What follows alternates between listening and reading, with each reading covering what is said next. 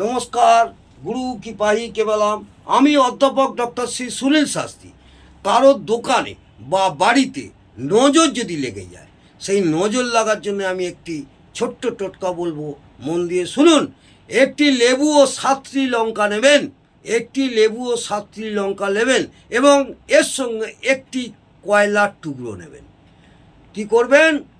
একটি ভালো দেখে লেবু নেবেন, সবুজ রঙের লেবু, সবুজ রঙের 7খানা লঙ্কা, লঙ্কা অনেক সময় পাকা লঙ্কা দিলে হবে না, সবুজ রঙের লঙ্কা এবং একটি কালো কয়লার টুকরো, যে কয়লা দিয়ে আমরা রান্না করতাম আগে, সেই কয়লার টুকরো এক টুকরো নেবেন।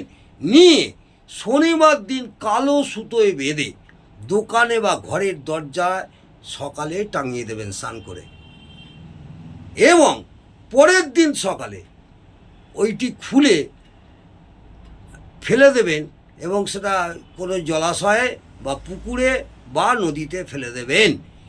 আবার নতুন করে ওই সব সামগ্রী জোগাড় করে ঘরের দরজায় বা দোকানের সামনে টাঙিয়ে দেবেন।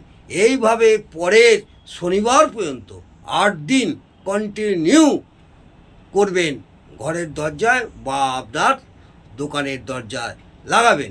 কোনো প্রকার নজর দোষ যদি লেগে থাকে অবশ্যই কাটবে।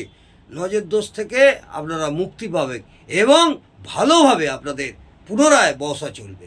নমস্কার, জয় মাতা।